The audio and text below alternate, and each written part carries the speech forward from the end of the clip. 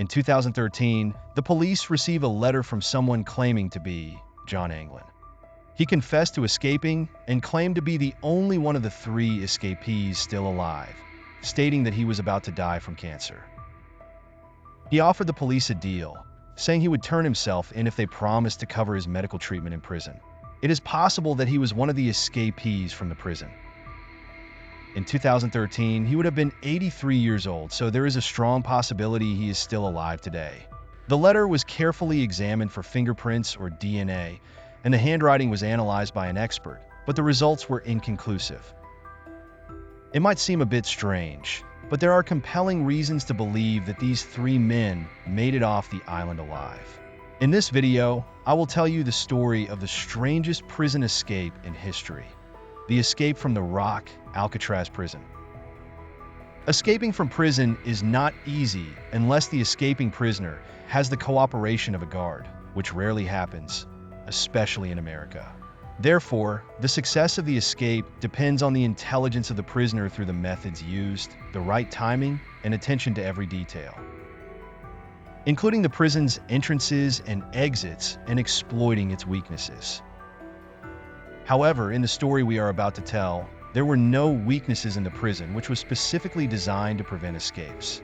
A prisoner attempting to escape from Alcatraz would die from the cold waters. But the intelligence of the escapee allowed him to escape along with 2 other prisoners, leaving their fate a mystery for years. Alcatraz prison became famous for being impregnable, and escaping from it was considered impossible. But did anyone actually succeed in escaping from this federal prison, located in the cold waters of San Francisco Bay in California? There is one letter that suggests someone did manage to escape from this prison. Let's delve deeper into the subject and see how this person managed to escape from the impenetrable prison that no one could escape from. Alcatraz Prison was established in 1934 and closed in 1963. At that time, it was a place where the most notorious criminals in American history were imprisoned. The prison was built on an isolated island to make escape impossible. Even if an inmate somehow managed to get out of the building, they would still have to figure out how to cross the freezing waters of San Francisco Bay. The currents in the bay are said to be strong enough to drown even the world's best swimmers in seconds, not to mention the presence of great white sharks. So imagine the reaction of the San Francisco Police Department when they received a letter in 2013 claiming to be from an escaped prisoner from Alcatraz. In 1961, a group of prisoners planned to escape from Alcatraz. The mastermind behind the plan was Frank Lee Morris, a professional criminal who was first convicted at the age of 13 when he was caught with drugs and for armed robbery. Despite his troubled life, Frank was highly intelligent, scoring an IQ of 133 on a test administered in prison. Frank used this intelligence in the criminal world and became a nightmare for the prison guards. In the late 1950s, Frank escaped from Louisiana prison after being sentenced to 10 years for armed bank robbery. When he was caught in 1960, he was sent directly to Alcatraz to ensure he wouldn't escape again. The other escapees were brothers John and Clarence Anglin from Georgia. These 2 brothers worked as farmers before they started robbing banks. They were skilled in robbery, but eventually the police caught them. The brothers claimed that the only weapon they used in their robberies was a toy gun because they hated causing physical harm to anyone. Despite finding the toy gun they used, the brothers were sentenced to 20 years in prison. After multiple escape attempts from Atlanta prison, they were sent to the impregnable Alcatraz. The last member of the escapees was Allen West, who was imprisoned for car theft and sent to Alcatraz after a failed escape attempt from Florida prison. Allen was 28 years old when he was transferred to Alcatraz. However, given his educational background, he never advanced beyond the 8th grade, which perhaps explains the unfortunate incident that happened to him later in this story. These 4 prisoners were housed in adjacent cells in Alcatraz. After getting to know each other, they began to devise a plan to escape from the prison. Over 6 months, Each one of them expanded the ventilation duct in their cell using saw blades stolen from the prison workshop and spoons from the dining halls. The four of them covered the holes they were digging with cardboard painted the color of the walls.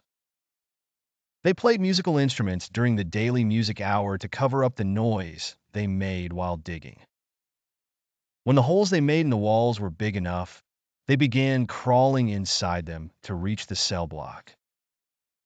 There, they headed to the records room, stole a 4-meter inflatable raft, life jackets and raincoats, and hid the stolen items inside the heating pipes.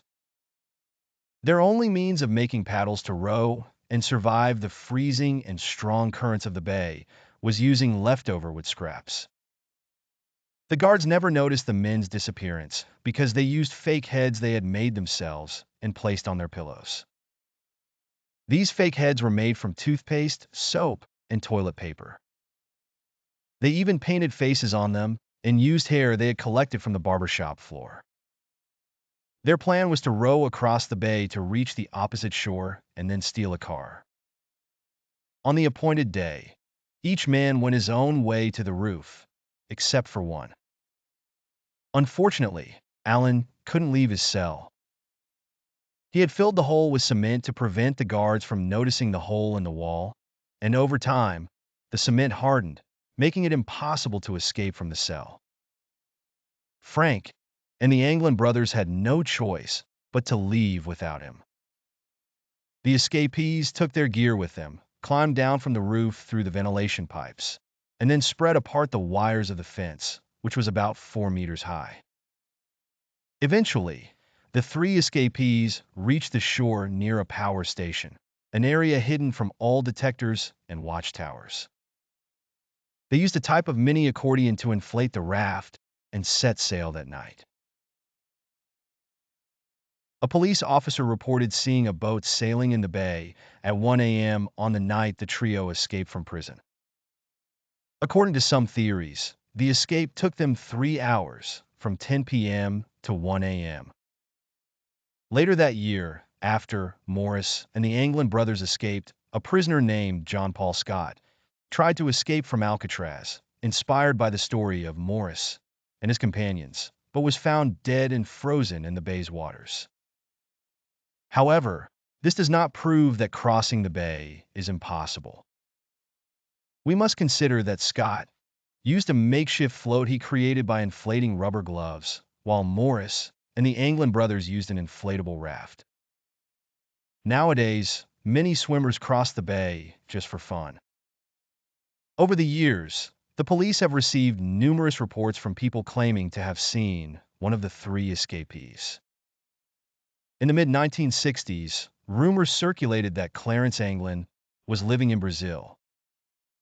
The FBI sent some of its agents there to verify the truth of this rumor. In 1976, a man claiming to be an old friend of Frank Morris told the police that he had encountered the latter in Maryland. Additionally, the Anglin brothers' family members reported receiving and signed postcards over the years that they believed were from the brothers, and their mother received flowers from an unknown source every Mother's Day until her death in 1973. In 1989, reports emerged suggesting that the trio was in Florida, and a woman contacted the police saying she recognized a photo of Clarence Anglin, who was now living on a farm near her home. However, all of these reports turned out to be misleading information. It can be said that the strongest evidence of a successful escape is the FBI's cover-up of certain information. The FBI claimed that the raft was not found on the shore, and no car thefts were recorded that night. Despite these official statements made by the FBI in 1962, it was later revealed that a makeshift raft and a homemade paddle were found on Angel Island, north of Alcatraz. On the night of the escape, a blue Chevrolet was stolen. The FBI covered up this evidence until 2010, perhaps to avoid admitting that someone could escape alive from the prison, thus preventing other prisoners from attempting to escape. Another piece of evidence supporting the success of this escape plan is a photo taken in 1975 of the Anglin brothers by an old family friend. The photo was recently examined by a facial recognition analyst who stated that there is a high likelihood that the individuals in the photo are indeed the Anglin brothers.